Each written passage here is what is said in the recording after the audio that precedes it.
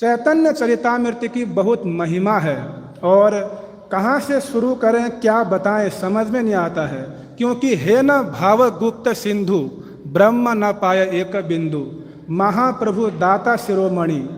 कि जो चैतन्य चरितामृत है ऐसा सिंधु है कि इसका एक बूंद जो है ब्रह्मा जी भी नहीं समझ पाए, ऐसी इसकी महिमा। और स्वयं कविराज गोस्वामी चैतन्य चरितामृत की महिमा का वर्णन करते हैं कि चैतन्य चरितामृत जो पढ़ेगा और सुनेगा उसका क्या परिणाम होगा। चैतन्य चरितामृत में स्वयं कविराज गोस्वामी कहते हैं, चैतन्य चरितामृत नित्य कर पान, यहाँ है ते प्रेमानंद भक्ति तत्व ज्ञान। चैतन्य चरितामृत नित्य कर पान, यहाँ है ते प्रेमानंद भक्ति तत्व ज्ञान।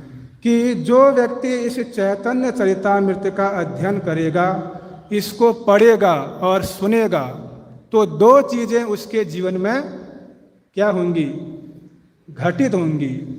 पहला क्या, यहाँ है ते प्रेमानंद, यानी प्रेमानंद, जड़ानंद नहीं, ब्रह्मानंद भी नहीं, प्रेमानंद की प्राप्ति होगी, यानी भगवान कृष्ण का प्रेम उसको प्राप्त होगा। और दूसरा भक्ति तत्व ज्ञान, भक्ति के सिद्धांतों का उसको ज्ञान होगा। जब तक हम चैतन्य चरितामृत का अध्ययन नहीं करेंगे, इसको नहीं सुनेंगे, तब तक हम भक्ति के सिद्धांतों को समझ ही नहीं सकते हैं। विशेषकर गौड़ीय वैष्णव संप्रदाय के जितने अनुयायी हैं, चैतन्य महाप्रभु के जितने अनुयायी हैं, अगर वो लोग चैतन्य चरितामृत नहीं पढ़ते हैं, नहीं सुनते हैं, तो उनका 80% जीवन बर्बाद है, स्पष्ट है।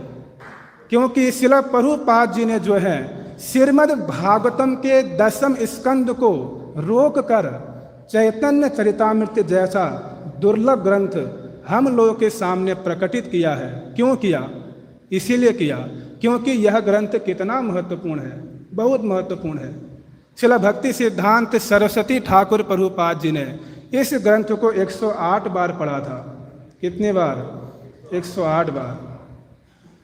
तो भागवतम में भी ऐसे विचार देखने को नहीं मिलते हैं। आज जो हम चैतन्य महाप्रभु के इन भावों को पढ़ रहे हैं, कितने श्रेष्ठ भाव हैं, बहुत उन्नत स्तर के भाव। ऐसे भाव श्रीमद् भागवतम में देखने को नहीं मिलते हैं। जहाँ भागवत का विचार खत्म होता है, वहाँ चैतन्य चरितामृत के विचार शुरू होते हैं। तो इतना श्रेष्ठ ग्रंथ है चैतन्य चरितामृत। तो क्यों? क्योंकि भागवतम में इन विषयों को क्यों नहीं बतलाया गया? क्या वेद व्यास जी इन भावों को नहीं लिख सकते थे? लिख सकते हैं या नहीं लिख सकते हैं? कौन बताएगा? नहीं लिख सकते हैं। क्यों नहीं लिख सकते हैं? क्योंकि वेद व्यास जी कौन है? नारायण के अवतार हैं। कौन है? नारायण के अवतार। और नारायण कहाँ के परिकर हैं? कहाँ रहते हैं? वैकुंठ में रहते हैं। तो वेद व्यास जी ने अपने ग्रंथों में अधिक रूप में वैकुंठ का ही वर्णन किया और वहीं तक के भावों का अधिक रूप में वर्णन किया। अब वेद व्यास जी को जिसने भी फॉलो किया, चैतन्य महाप्रभु से पहले जितने भी इस जगत में आचार्य हुए, श्रीपाद मध्वाचार्य, श्रीपाद रामानुजाचार्य, बड़े बड़े जितने वैष्णव आचार्य हुए, उन्होंने वेद व्यास का अनुगत्य किया। तो इन्होंने भी फिर वैकुंठ तक की ही भक्ति का क्या किया? जगत में प्रचार किया, उन्हीं भावों को बड़े विस्तार से दिया। लेकिन चैतन्य महाप्रभु कौन है? वो तो ब्रजेंद्र नंदन श्याम सुंदर हैं। और वो कहाँ के परिकर हैं? वो ब्रज के परिकर हैं, वो वृंदावन के परिकर हैं। जो चैतन्य महाप्रभु को फॉलो किया, जैसे रूप गोस्वामी, षड गोस्वामी वृंद, उनके अनुगत जितने आचार्य हुए, उन सब ने चैतन्य महाप्रभु का अनुगत्य किया। तो इसीलिए ये लोग ब्रज की भक्ति का विशेष भावों का वर्णन कर पाए। इसीलिए रूप गोस्वामी जी ने चैतन्य महाप्रभु के उन विचारों को जगत में स्थापित किया। तो चैतन्य चरितामृत की बहुत महिमा है। इसकी महिमा बोलने जाएं तो पूरा समय बीत जाएगा। तो श्लोक संख्या 30 में आज वर्णन आता है, सखी है सुन मोरा हत विधि बल मोर वपु चित्त मन सकल इंद्रिय गण। मतलब, हे सखियों, कृपया मेरी बात सुनो। विधाता द्वारा प्रदत्त मेरी सारी शक्ति जाती रही। कृष्ण के बिना मेरा शरीर, मेरी चेतना, मन तथा उसके साथ मेरी सारी इंद्रियां व्यर्थ है। ये श्रीमती राधा रानी के उद्गार हैं। चैतन्य महाप्रभु श्रीमती राधा रानी के भाव में इन विचारों को, इन भावों को प्रकट कर रहे हैं। नवद्वीप अवतरी राधा भाव अंगीकरी। नवद्वीप में जो है चैतन्य महाप्रभु राधा रानी के भावों को लेकर प्रकटित हुए और उन भावों का आस्वादन कर रहे हैं। श्रीमती राधा रानी के मन में, हृदय में और इंद्रियों में कृष्ण समाये हुए हैं। कौन समाये हैं? कृष्ण। इसलिए ब्रज में एक कहावत भी है, श्याम तन श्याम मन श्याम ही हमारो धन, श्याम गति श्याम मति श्याम ही है प्राणपति। मतलब, श्रीमती राधा रानी के रोम रोम में, मन में, हृदय में, इंद्रियों में कृष्ण विराजे हैं, कृष्ण समाये हुए हैं। क्यों? श्रीमती राधा रानी में ऐसा क्या है? हमारे साथ कृष्ण क्यों नहीं रह रहे हैं? श्रीमती राधा रानी के संग में ही कृष्ण क्यों रह रहे हैं? क्योंकि श्रीमती राधा रानी का जो मन है, जो हृदय है, वो क्या है? वृंदावन है। क्या है? वृंदावन। तो कृष्ण कहाँ रहते हैं? कृष्ण दिल्ली में रहते कि वृंदावन में रहते हैं? वृंदावन में रहते हैं। तो कुरुक्षेत्र में श्रीमती राधा रानी इस बात को प्रमाणित करती है। क्या बोलती है?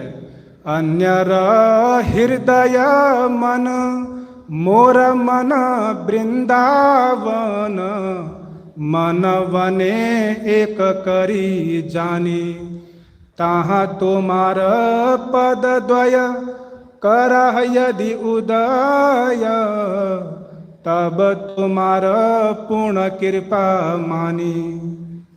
अन्यर हृदय मन मोर मन वृंदावन मन वन एक करी जानी। कि हे कृष्ण, औरों का हृदय मन संसार में रमा हुआ है, उसमें दिल्ली बसा हुआ है, संसार बसा हुआ है, लेकिन मोर मन वृंदावन, मेरा हृदय, मेरा मन तो वृंदावन ही है, उससे अलग नहीं है। तो जिसका हृदय, जिसका मन वृंदावन होगा, उसी के संग में क्या होंगे? भगवान कृष्ण हर समय क्या रहेंगे? उपस्थित रहेंगे। तो प्रश्न उठता है कि हमारा हृदय, हमारा मन वृंदावन कैसे बनेगा? कैसे बनेगा? इसके लिए नरोत्तम दास ठाकुर बतलाते हैं, विषय छाड़िया कबे शुद्ध बेमान कबे हम हेरब श्री वृंदावन। कि जब विषय वासनाओं को हम छोड़ेंगे, सांसारिक आसक्ति को जब छोड़ेंगे, तब क्या होगा? हमारा मन शुद्ध होगा। तब हम वास्तव में अपने हृदय को, मन को वृंदावन बना पाएंगे और वृंदावन का दर्शन कर पाएंगे। तो विषय वासना तो हम अपने बलबूते पर नहीं छोड़ सकते हैं। कैसे छोड़ें? हमारे अंदर तो ऐसी सामर्थ्य है नहीं, अपना साधन का बल भी ऐसा नहीं है। तो क्या करें?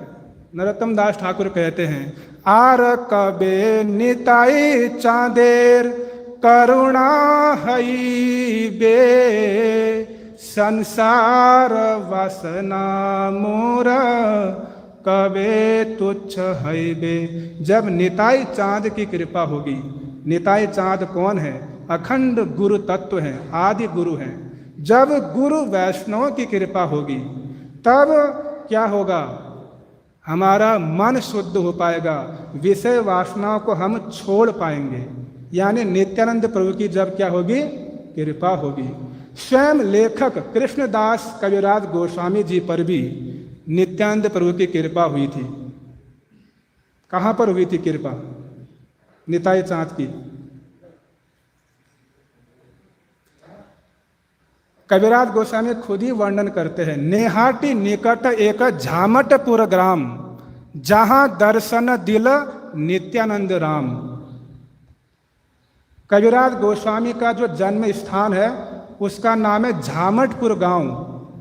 क्या है? झामटपुर। नेहाटी निकट एक झामटपुर ग्राम, जहां दर्शन दिल नित्यानंद राम। कि मैं तो झामटपुर नामक गांव में पड़ा हुआ था, मल के कीड़े के समान, लेकिन भगवान नित्यानंद प्रभु ने मुझ पर ऐसी कृपा किया, ऐसी कृपा किया, मुझे क्या मिल गया? जय जय नित्यानंद नित्यानंद राम, जहाँ कृपा ते पाइनु वृंदावन धाम। ऐसा वर्णन करते हैं कि निताई चाँद की ऐसी कृपा हो गई मुझ पर कि उनके दर्शन मात्र से मुझे वृंदावन धाम प्राप्त हो गया, रूप सनातन का आश्रय प्राप्त हो गया, राधा गोविंद के चरण कमल प्राप्त हो गए। तो ये प्रभाव है निताई चाँद की जिस पर कृपा होती है। तो हम लोगों के पर अगर कृपा होगी, क्योंकि नित्यानंद प्रभु तो है नहीं अभी हमारे सामने, तो उन्हीं के परंपरा में जो गुरु वैष्णव हैं, जो आचार्य हैं, उनका जब हम अनुगत्य करते हैं, उनकी सेवा करने का प्रयास करते हैं, तो उनकी कृपा से जो है हमको भी क्या मिल जाएगा? वृंदावन धाम मिल जाएगा, राधा गोविंद की कृपा प्राप्त होगी। यही उपाय है। तो राधिका जी का हृदय मन वृंदावन है, इसीलिए उनके साथ हर समय भगवान कृष्ण क्या है? विराजमान रहते हैं। इन सब भावों का जो आस्वादन है श्रील प्रभुपाद जी भी करते थे। श्रील गौर गोविंद स्वामी महाराज बतलाते हैं कि जब भुवनेश्वर में गौर गोविंद महाराज गए थे प्रचार के लिए, तो उस समय वहाँ कोई मंदिर नहीं था, झोपड़ी थी जिस पर श्रील गौर गोविंद स्वामी महाराज रहते थे और वहीं से प्रचार करते थे। बड़ा उन्होंने संघर्ष किया, बहुत मेहनत किया उन्होंने वहाँ पर। तो श्रील प्रभुपाद जी वहाँ गए और प्रभुपाद जी कितने महान हैं और अपने शिष्य के प्रति उनका कितना प्रेम है। प्रभुपाद जी जो हैं श्रील गौर गोविंद स्वामी महाराज के संग उनकी झोपड़ी में रहे। कितने दिनों तक? 17 दिनों तक।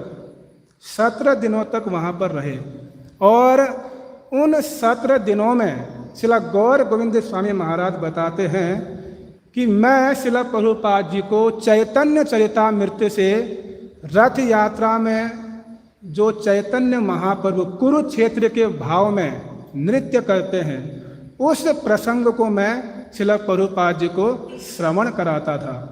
और जब श्रील प्रभुपाद जी उन भावों को सुनते थे, कुरुक्षेत्र में श्रीमती राधा रानी ने कैसे कृष्ण को कटाक्ष मारा, कैसे गोपियों के संग कृष्ण का वार्तालाप हुआ, इन सब विषयों को जब श्रील प्रभुपाद जी सुनते थे तो उनके शरीर का जो रंग था वो पीला पड़ जाता था और मूर्छित होकर गिर पड़ते थे।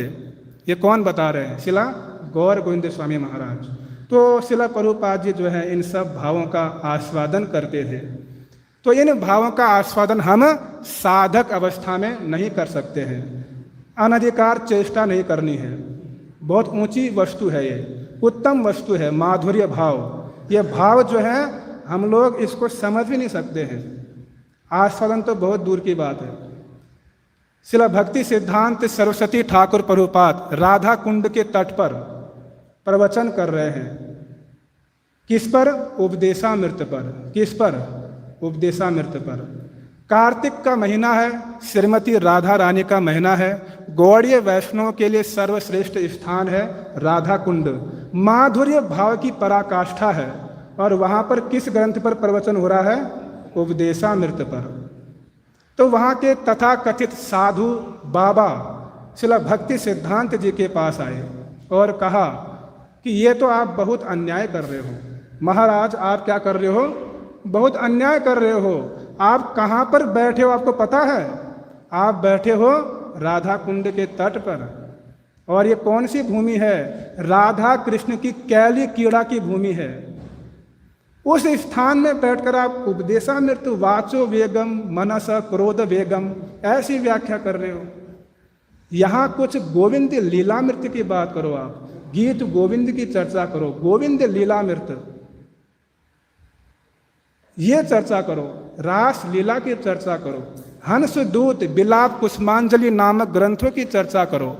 ये उपदेशामृत क्यों यहाँ पर? ये अन्याय है। तो श्रील भक्ति सिद्धांत सरस्वती ठाकुर स्वयं नयन मणि मंजरी हैं ब्रज लीला में।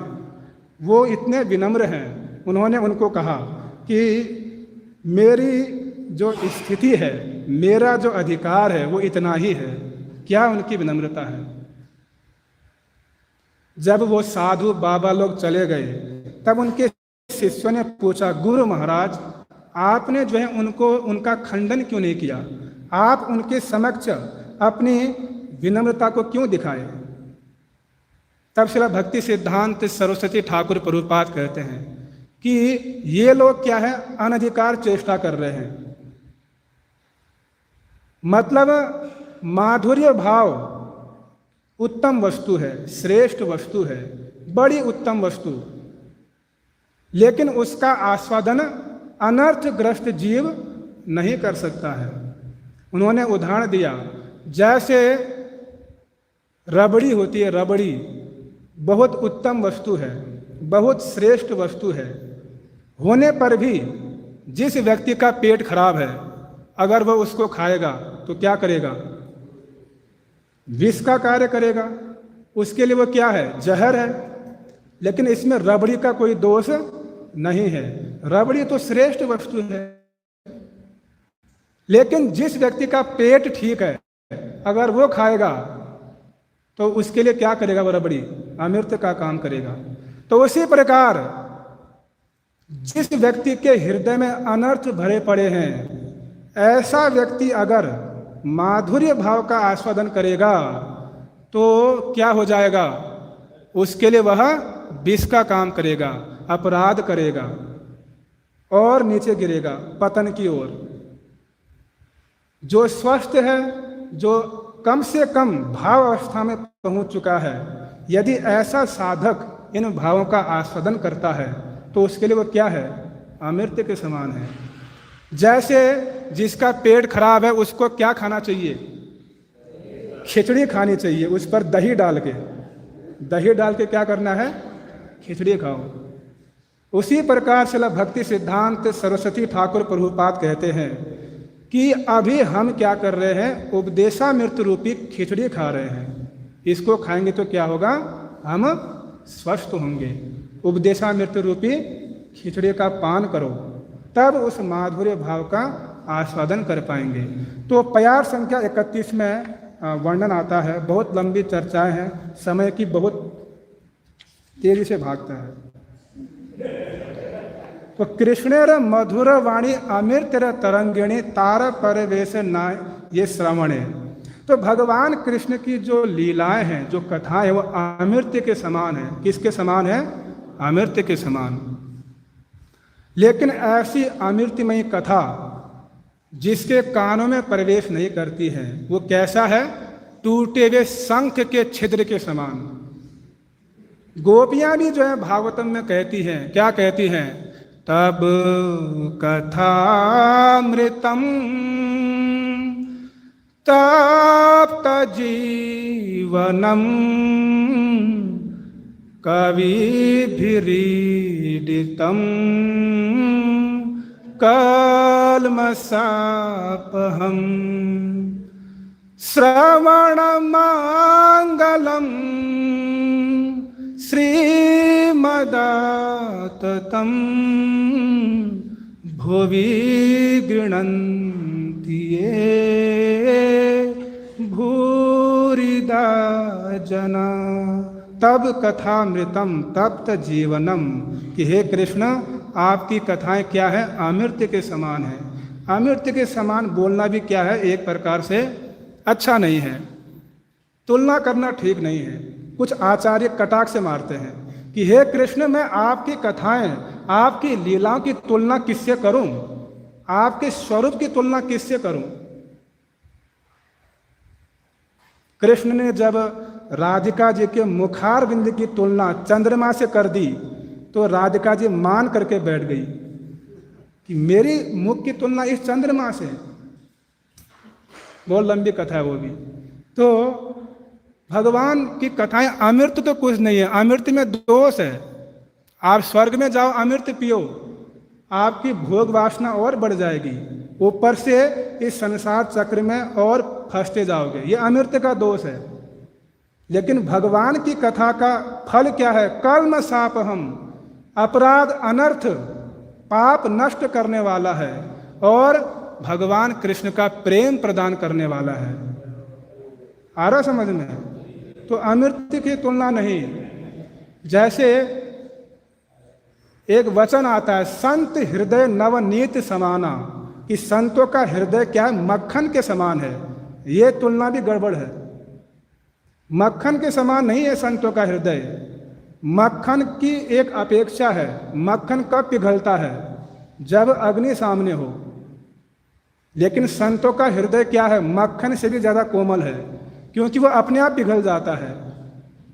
इसीलिए तुलना की जाती है जगत में फिर भी, लेकिन वो तुलना पूर्ण नहीं होती है, वो उपमा। तो अमृत के समान भगवान की कथाएं हैं। तप जीवनम, इस संसार में हम तप रहे हैं त्रितापों से, उसको शीतलता प्रदान करने वाली है भगवान की कथाएं।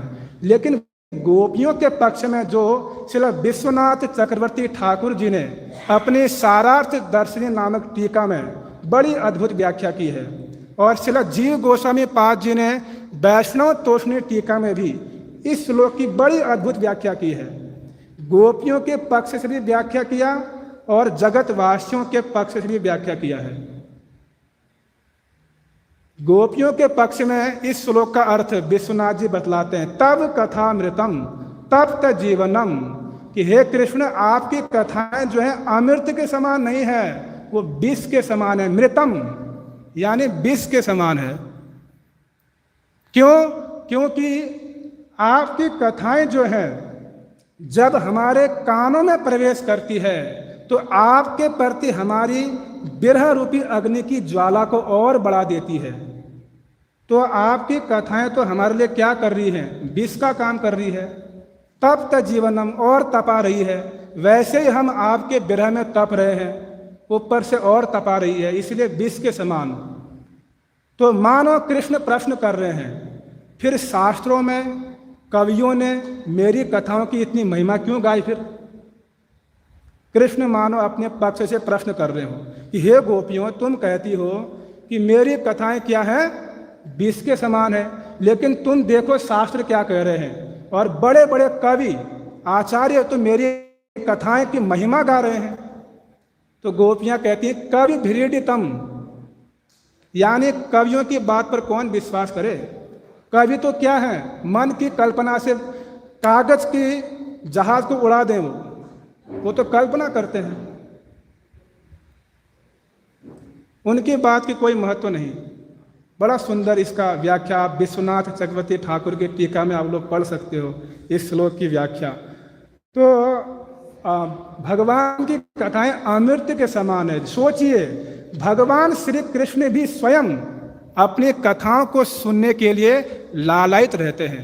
बिल्व मंगल ठाकुर जब संन्यास लेकर दक्षिण भारत से वृंदावन की ओर आ रहे थे तो भगवान कृष्ण की लीलाओं का गान करते करते आ रहे हैं, और भगवान कृष्ण रह नहीं सके और उनके पीछे पीछे हो लिए अपनी कथाओं को सुनने के लिए। और ऐसी कथाएं सुनी कि उस ग्रंथ का नाम क्या हो गया, कृष्ण कर्णामृत। यानी भगवान कृष्ण भी अपनी कथाओं को सुनने के लिए क्या है, लालायित हैं। और जगत में वो स्वरूप भी प्रसिद्ध है, जगन्नाथ जी। द्वारिका में उन्होंने वृंदावन की कथा सुनी तो स्वरूप देखिए क्या हो गया, उनकी बड़ी बड़ी आंखें हो गई, हाथ पैर अंदर धंस गए। ये ज्वलंत उदाहरण है कि भगवान की कथाएं, खुद भगवान द्वारिकाधीश कृष्ण जब अपनी वृंदावन की लीलाओं को सुनते हैं तो जगन्नाथ जी बन जाते हैं। तो भगवान भी अपनी कथाओं को सुनने के लिए क्या है, लालायित हैं। और इस श्लोक में एक शब्द आया है, टूटे हुए शंख के छिद्र के समान। तो शंख जो है बहुत महत्वपूर्ण है, अगर शंख टूट जाए तो उसकी कोई वैल्यू नहीं है, वो बजेगा भी नहीं अच्छी तरह, भले छेद दिखेगा लेकिन वो छेद किसी काम का नहीं है। शास्त्रों में विशेषकर ब्रह्म वैवर्त पुराण और स्कंद पुराण में शंख की बहुत महिमा गाई है, बहुत ज़्यादा महिमा। स्कंद पुराण के वैष्णव खंड में आता है कि त्रिलोक्य यानी तीर्थानि मम वैवाग्या सुता शंख तानि वसंतीह तस्मात् छलो वरो स्मृतः। तीनों लोकों में जितने भी तीर्थ हैं, तीनों लोकों में मेरे आदेश से वे सभी शंख में विराजमान हैं। स्कंद पुराण का वचन, मतलब शंख की कितनी महिमा है कि तीनों लोकों में जितने तीर्थ हो सकते हैं वो सब किस में विराजमान है, शंख में विराजमान है। तो ऐसी महिमा है शंख की, लेकिन वह शंख टूट जाए फिर उसकी कोई वैल्यू नहीं है। तो भागवतम में आप पढ़ते ही हो कि सुखदेव गोस्वामी कितने कठोर शब्दों का प्रयोग किए हैं। आज के तात्पर्य में आप लोग पढ़ रहे हो, सुन रहे हो कि उसके कान सांप के बिल के समान है, आंखें किसके समान है, मयूर पंख में जो क्या है। तो ऐसे कठोर शब्दों का प्रयोग सुखदेव गोस्वामी करते हैं। और एक शब्द व्यवहार करते हैं शिला प्रभुपाद जी तात्पर्य में कि जिस व्यक्ति ने कभी भी भगवान के शुद्ध भक्ति की चरण धूलि अपने सिर पर धारण नहीं की, समझो कि वह शव के समान है। किसके समान है, शव के समान। कविराज गोस्वामी जी ने तो बहुत महिमा गाई, भक्त पद धूलि आर भक्त पद जल भक्त भुक्त अवशेष तीन महाबल। लेकिन अद्वैत प्रकाश ग्रंथ में भी वर्णन आता है वैष्णव की चरणों की रज की क्या महिमा है। अद्वैत प्रकाश ग्रंथ में लिखा है, वैष्णवेर पद रेणु महिमा अपार तार एक बिंदु स्पर्श जाय भव पार। यदि कोई वैष्णव की चरणों की एक रज अपने मस्तक पर धारण करेगा तो तार एक बिंदु स्पर्श जाय भव पार, यानी वो इस भव सागर से आसानी से पार हो जाएगा। बड़ा शॉर्टकट उपाय है। अगर किसी को इस भव सागर से पार होना है तो क्या करना है, जो वैष्णव हैं, जो विशेषकर जो उन्नत स्तर के वैष्णव हैं, उनके चरणों की रज अपने मस्तक पर क्या करो, धारण करो। राधिका चरण रेणु भूषण करिया तनु अनायासे पावे गिरिधारी। तो राधा रानी के चरणों की रेणु रज को जब हम अपने मस्तक का आभूषण बनाएंगे तो अनायासी गिरधारी मिल जाएंगे। रेणु के दो अर्थ हैं, रज के दो अर्थ किए हैं आचार्यों ने। पहला अर्थ है रज, यानी धूल कह सकते हो आप।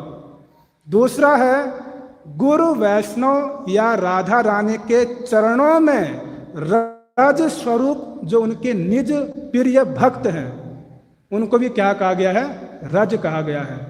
जो राधा रानी या गुरु वैष्णव के चरणों में हर समय क्या करते हैं, सेवा में लगे रहते हैं, जो वैष्णव, वो वैष्णव क्या है, रज के समान है। ऐसे वैष्णव की अगर कृपा हो जाए तो क्या हो जाएगा, गुरु मिल जाएंगे, भगवान मिल जाएंगे आसानी से, गुरु की कृपा मिल जाएगी। रज स्वरूप, रज की बहुत महिमा गाई गई है। और भगवान को प्रणाम नहीं करता है जो व्यक्ति भगवान को प्रणाम नहीं करता है, भले ही सिर पर रेशमी पगड़ी क्यों न धारण की हो, तो उसका सिर क्या है? उसका सिर केवल बोझा है, बोझा, और कुछ नहीं है। तो मृतक के तुल्य है। तो भगवान के समक्ष हमारा सिर झुकना चाहिए। कुछ लोग मंदिर में आते हैं, तथा कथित बड़े बड़े लोग आते हैं, भगवान के सामने झुकना भी नहीं चाहते हैं, ऐसा करते हैं, इतना, बस इतना करेंगे। पूरा दंडवत तो बहुत दूर की बात है, इतना भी नहीं करते हैं। इतना अहंकार रूपी पहाड़ जो है एवरेस्ट पर्वत के समान हो गया है कि वो झुकना ही नहीं चाहता है। लेकिन भगवान को प्रणाम करने की बहुत महिमा शास्त्रों में बताई गई है। माला भी अगर उनको दी जाती है ठाकुर जी की, तो डालते ही उतार देते हैं। शास्त्रों में कहा गया कि जो व्यक्ति भगवान की माला को पहनता है वो माया पर विजय पा लेता है। ईश्वर में कहा गया कृष्ण को केवल एक बार प्रणाम करने की महिमा, केवल एक बार कहा गया है, ये जना जगताम नाथम नित्यम नारायणम द्विजाह नमन्ति नहि ते विष्णु स्थानम अन्यत्र गामिन। जो मनुष्य एक बार भगवान जगन्नाथ जी को प्रणाम करता है वह वैकुंठ धाम के सिवाय अन्यत्र कहीं नहीं जाता है। क्या महिमा है, सोचो। जो भगवान श्री हरि को नमस्कार करता है वह यमपुरी का दर्शन नहीं करता है। तो भगवान को एक बार प्रणाम करने की ऐसी महिमा है। तो हम अगर रोज कर रहे हैं तो सोचो हमारे विषय में शास्त्र भी फेल हो जाएगा, क्या लिखे इनके बारे में। तो हमसे किसी ने प्रश्न किया था कि प्रभु जी एकादशी की बहुत महिमा है शास्त्रों में, तो शुगर की बीमारी है तो क्या करें,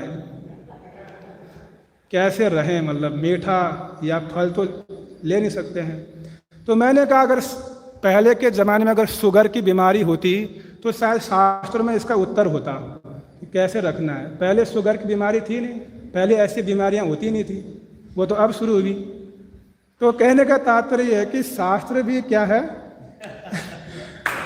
शास्त्र में कुछ बहुत महिमा है, लेकिन समय के साथ वो महिमा और बढ़ती भी जाती है और कुछ चीज़ें शास्त्रों में वर्णन नहीं आती है, बड़ा धर्म संकट में फंस जाते हैं फिर। तो अभी समय है, अगर किसी का कोई प्रश्न हो या टीका टिप्पणी हो आप लोग कर सकते हैं। बहुत कुछ बोलने के लिए है, बहुत कुछ समझने के लिए है, लेकिन समय की अपनी सीमा है। इसीलिए जो है किसी का कोई प्रश्न तो जरूर कीजिए। हरे कृष्ण। मोहन श्याम प्रभु।